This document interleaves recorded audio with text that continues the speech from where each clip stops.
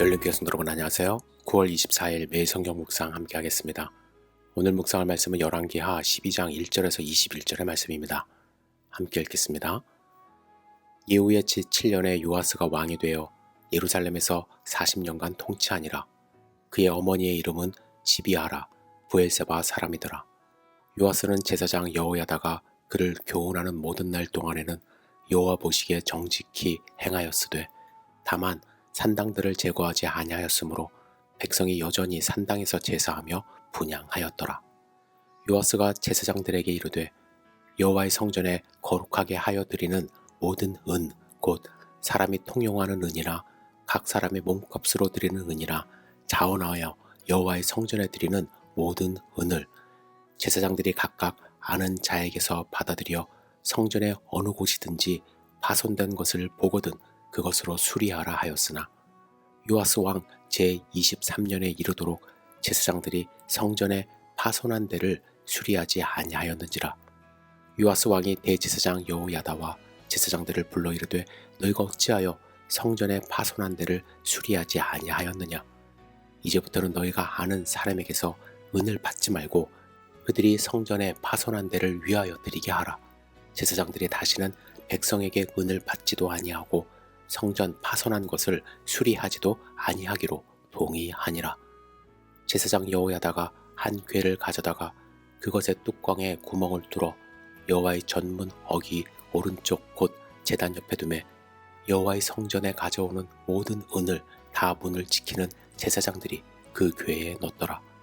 이에 그 궤 가운데 은이 많은 것을 보면 왕의 서기와 대제사장이 올라와서 여호와의 성전에 있는 대로 그 은을 계산하여 봉하고 그 달아본 은을 일하는 자 곧 여호와의 성전을 맡은 자의 손에 넘기면 그들은 또 여호와의 성전을 수리하는 목수와 건축하는 자들에게 주고 또 미장이와 석수에게 주고 또 여호와의 성전 파손한 데를 수리할 제목과 다듬은 돌을 사게 하며 그 성전을 수리할 모든 물건을 위하여 쓰게 하였으되 여호와의 성전에 드린 그 은으로 그 성전의 은 대접이나 불집게나 주발이나 나팔이나 아무 금그릇이나 은그릇도 만들지 아니하고 그 은을 일하는 자에게 주어 그것으로 여호와의 성전을 수리하게 하였으며 또 그 은을 받아 일꾼에게 주는 사람들과 회개하지 아니하였으니 이는 그들이 성실히 일을 하였음이라.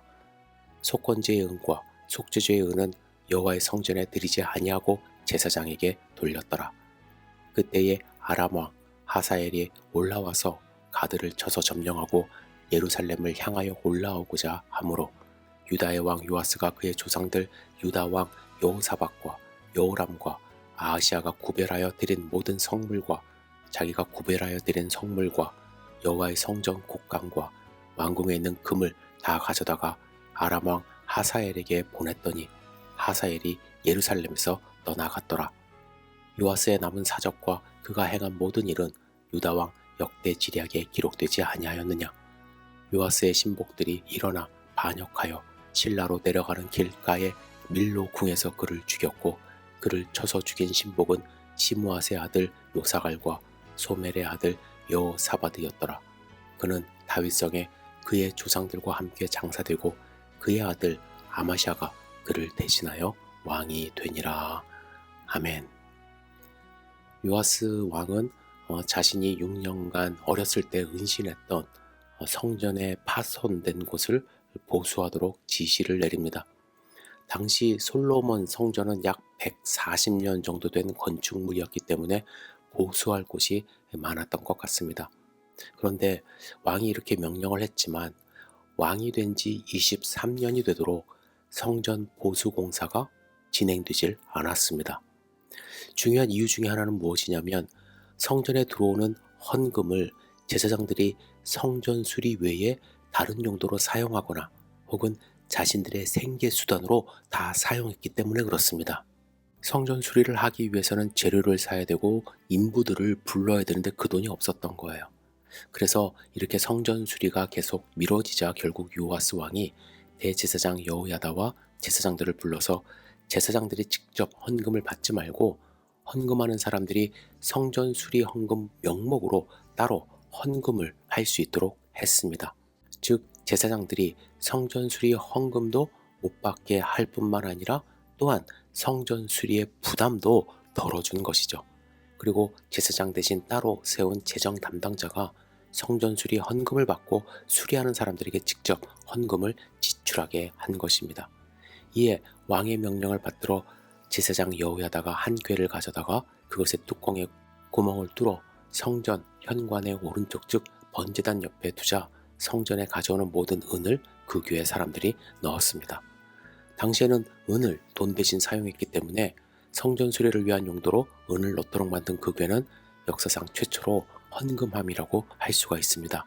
그때 헌금 궤수는 왕의 문서와 재정 출납을 기록했던 왕의 서기와 제사장들을 대표한 대제사장이 담당했는데 그들은 헌금궤에 은이 차면 그 은을 자루에 담고 무게를 달아 전체 금액을 계산했던 것입니다. 그리고 그 은을 성전 수리를 맡은 총 감독관에게 넘기면 레위인 부 감독관이 성전을 수리하는 목수, 건축자들과 미장이 석수에게 주고 또한 성전 수리에 필요한 제목과 다듬은 돌과 기타 물건을 사게 했습니다.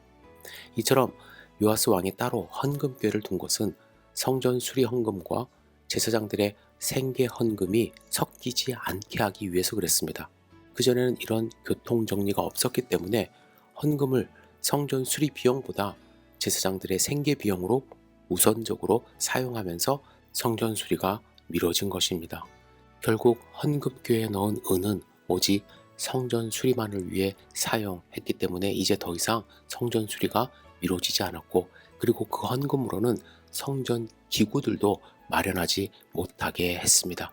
그렇게 성전궤에서 모금된 은은 성전 수리만 사용하고 속건제의 은과 속죄제의 은은 제사장들의 생계 비용으로 사용했습니다.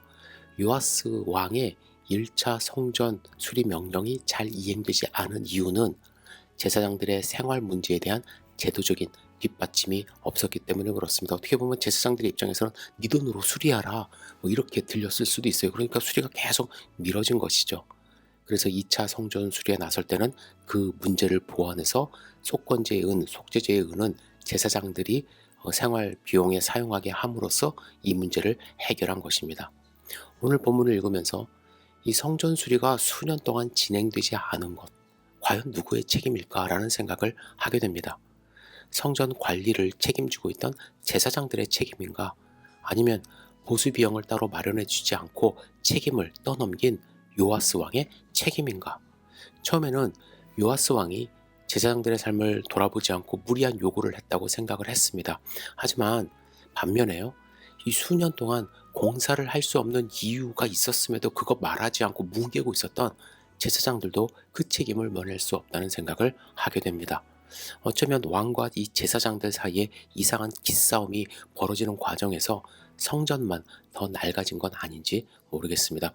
여러분, 성전 공사는 좋은 일이죠. 우리가 해야 할 일입니다. 그런데 아무리 좋은 일을 한다 해도 서로의 입장을 배려하지 않거나 고충을 이야기하지 않으면 일은 진행되지 않고 잡음만 날 수밖에 없다는 것을 알아야 할 것입니다. 그래서 우리는 무언가 일을 진행할 때 서로의 입장에서 생각해보고 또 내 마음속에 있는 고충을 허물없이 이야기할 수 있는 그러한 공동체가 되어야 될 줄 믿습니다.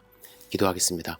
전능하신 주님, 우리가 살면서 어려운 일들이 너무나도 많습니다. 그런데 그 어려운 일이 우리의 잘못된 생각, 또 상대방을 배려하지 않은 생각, 또 나의 고집 때문에 일어나는 일은 아닌지 스스로 생각해 볼 수 있도록 인도하여 주시고 또 우리가 마음 열고 공동체 안에서 내가 가진 문제를 스스럼 없이 이야기할 수 있는 그런 공동체 될 수 있도록 인도하여 주시옵소서. 그리고 하나님의 일을 함에 있어서 우리가 뒤로 미루지 않고 또 최선을 다해 할 수 있는 그런 믿음과 용기를 허락하여 주시옵소서. 예수님의 이름으로 기도드렸사옵나이다. 아멘.